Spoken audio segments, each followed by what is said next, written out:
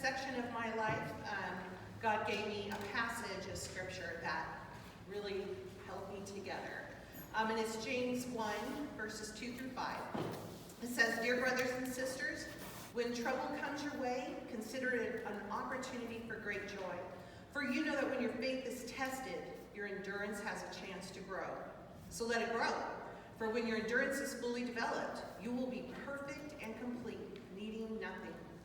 If you need wisdom, ask our generous God, and he will give it to you. He will not rebuke you for asking."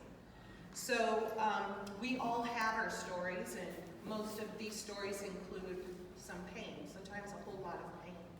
But our pain can be used to grow us into the people God wants us to be. Or if we don't do it with God's help, it can be used to bring us to some sort of death, whether that's emotional, spiritual, physical, psychological death. So what we do with that pain will determine the outcome. What we must do with that pain is allow God to use it. So I'm going to start by giving you a segment of my life story where there was a lot of pain. And it started with what seemed like more minor pain, and it progressed to more and more difficult pain. But each of those prepared me to become stronger and prepared me for a real pivotal part. I think back, and probably the most significant painful part in my early life was in the junior high years when my parents got divorced. It left me, I don't know if you remember junior high, but you don't even know who you are, you're just trying to fit in. And I was very vulnerable at that time. And later I ended up having panic attacks. I had to deal with my abandonment issues. Then a few years down the road, I got married, and I had some difficulties adjusting to that, and it was because of the abandonment stuff, and I had the panic attacks then. It led me to counseling. I went there for a couple of years, and it really helped me learn the skills I needed. But that's just, one more progressive step. Then, shortly after that, my husband and I decided it was time to buy a house. We wanted to buy at a time when the market was just skyrocketing, and we tried to find something. So we found this adorable little house in Long Beach, built in 1906. It was Victorian style. It was yellow with white trim, little flower boxes, and a picket fence, and flowers everywhere. We thought it was so cute until the first night. And the gangs came out, the shooting happened, glass breaking, the women of the night were singing the blues. We didn't sleep 1 minute. And so the second night we slept in a hotel so we could get some sleep. And we thought we made a horrible mistake. But God used that for a lot of good purposes for a while. But there were some things that happened there. I remember I was coming home from work, and I was walking up to the front door, and I was wearing my dress and high heels, and I noticed over on the street there was a bunch of teenage boys. They were beating up another kid. And I couldn't believe that. So I walked up to them, because I'm stupid that way. I walked up to them and I said, "You let that boy go." And they turned and looked at me, and you could tell the wheels were turning. Like, should we kill him? Luckily they didn't, and they let him go, but they just looked at me with such a glare. Later I realized they were initiating that kid into a gang, and I foiled their plans. So the next way to initiate him, Wayne, my first husband, was working in the yard, and someone drove by and shot at him. And they missed, but we realized at that point we had to leave. So we went, packed up, and moved with my mom for a while until we sold the home. But that was just more progression of the painful stuff. And then I had been trying to get pregnant, and it took me a long time to conceive, and when I did, I would have miscarriages. And that was just an extremely painful part of my life for me, but it led us to make the decision to adopt. So we found a birth mother through an agency, and we helped support her and 2 of her children. And then there was time for her to go get an ultrasound. We found it was a little girl. We talked about it. We were so excited. We came back, and she was showing us her baby pictures, telling us stories, and we were all happy. And then that night, when we went back home, we get a call, and we were told that she changed her mind. And we were heartbroken, but we also found out all of the baby things we were starting to save up and collect that we allowed her to use. She just stole all of it. We didn't understand what was happening, but God had a plan. And not too long after that, we found another birth mother, and this time she had the baby that we were our first son, Miles. And then God blessed us with 2 biological boys after that. But so those were some of the struggles. So now we have, down the road a bit, we have 3 boys. Our youngest is Austin, middle one is Evan, the oldest is Miles. Austin was about 2 years old, and we decided our extended family would go camping. So we went up to Big Bear, and we were camping, and we decided we were gonna go get a boat, go in the lake and fish. And Austin, he's an adventurous soul, and he wanted to go. We decided 2-year-old kids don't mix with boats in the middle of a big lake, so we left him back with my sister. So we finally get out a nice fishing spot in the middle of the lake, we turn off the engine, we start fishing, when all of a sudden, this man comes up to us in a boat, and he just says, someone at the camp got burnt. And he left, and we're like, what? It was just, it didn't make sense to us, and then all of a sudden, it hit me. And I said, Austin got burnt. And we tried to start the engine, and it wasn't starting. I was getting frantic, and finally, they get us to the shore, and I run all the way back to the campsite, and that wasn't easy for me, but they weren't there, and it just confirmed. And so the people next to us said, well, the lady that was here took him to the hospital because he got burnt. We didn't know how bad, we were, terrified.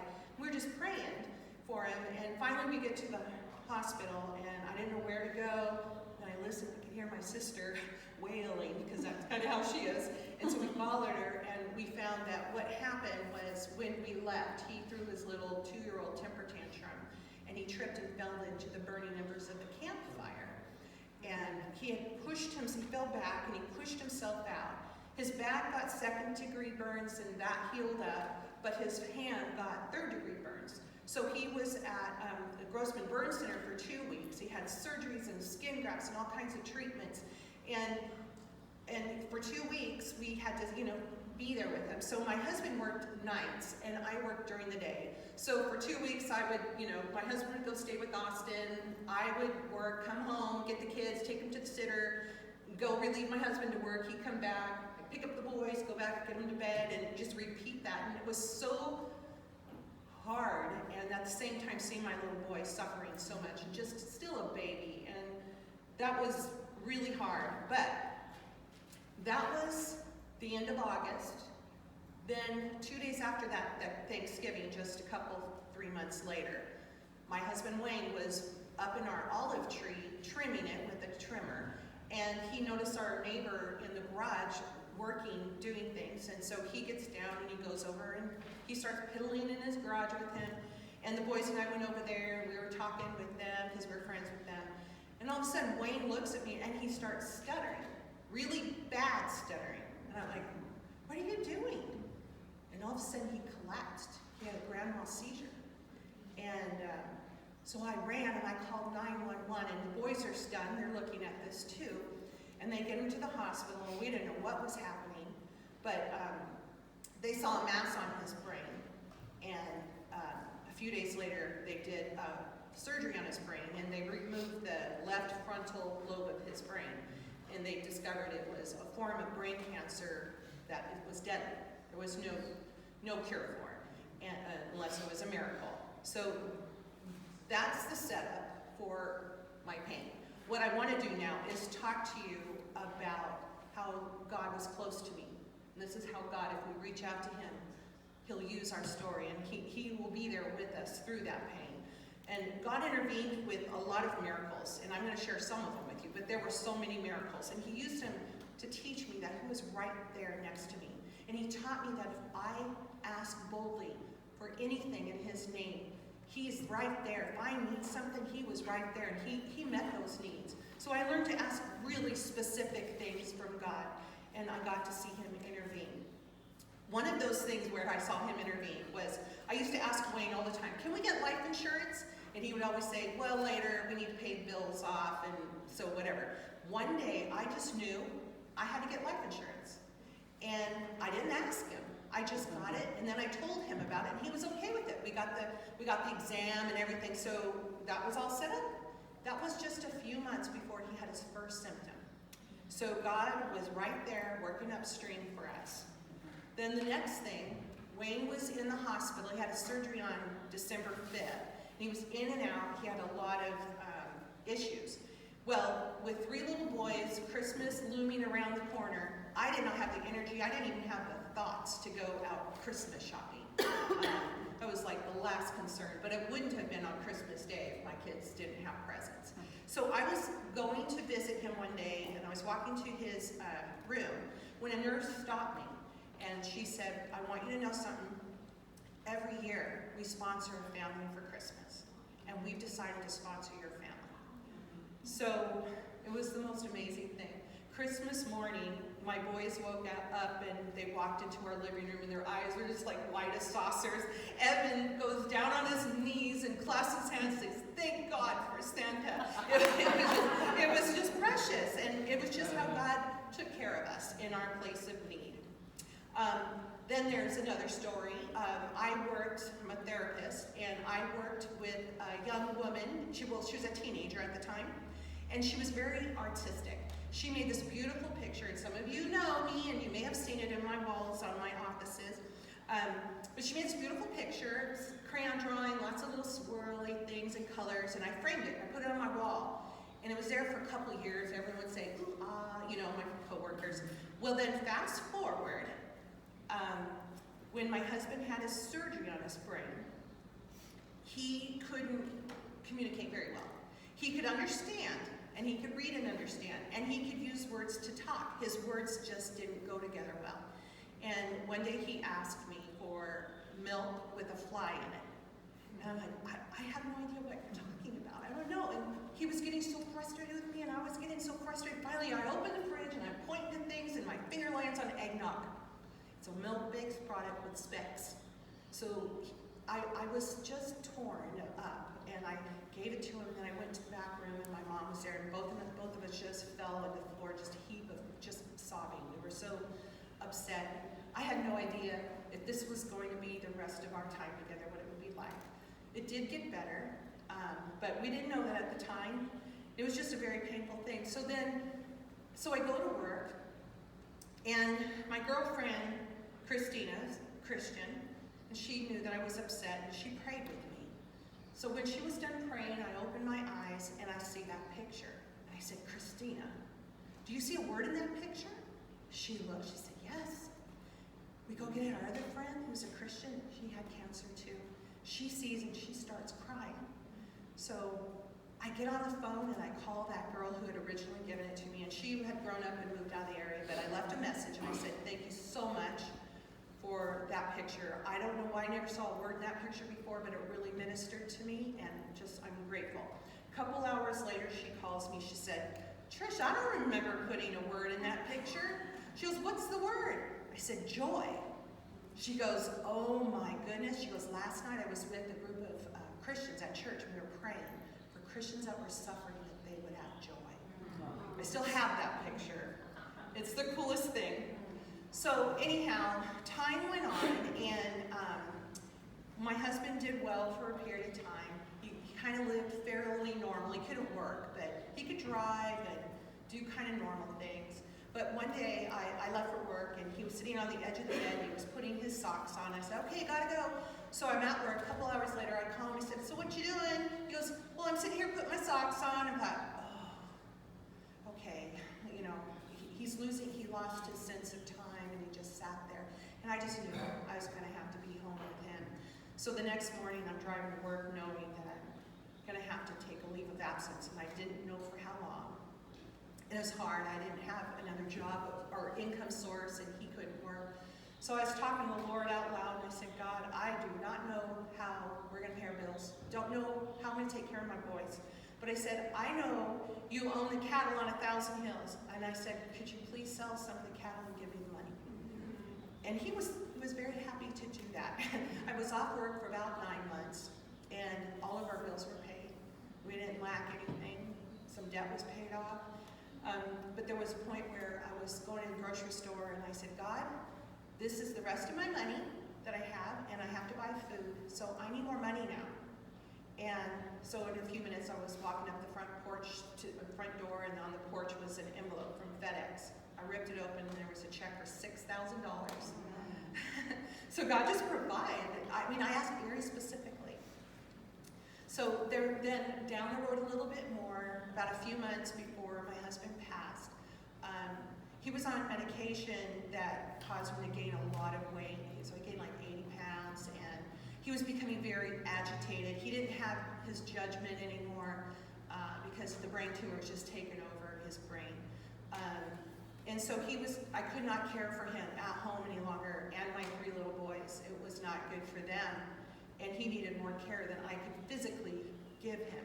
So I began looking for nursing homes, and I didn't have any of that kind of fancy insurance. You know, we were young, and we didn't have that. I didn't have the money for it, but I just knew I needed to look for something. So I found some where, you know, they put 4 real old men together, and it was a little bit cheaper, still very expensive, but I just knew that would not work for him because they would agitate him, and he would scream, and he would scare them. I knew he needed a private room. And I just kept praying and kept looking. Finally, I found one in Fullerton, and it was perfect.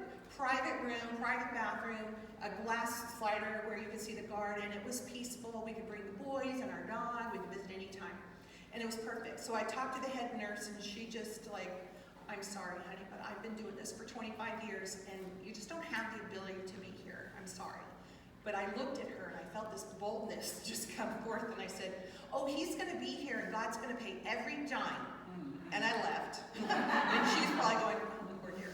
You know, within a couple of days, I get a call from our healthcare group at St. Jude Heritage, along with our hospice group. I don't know what they did and talked about, but they called me, and they said they have decided to cover that for us.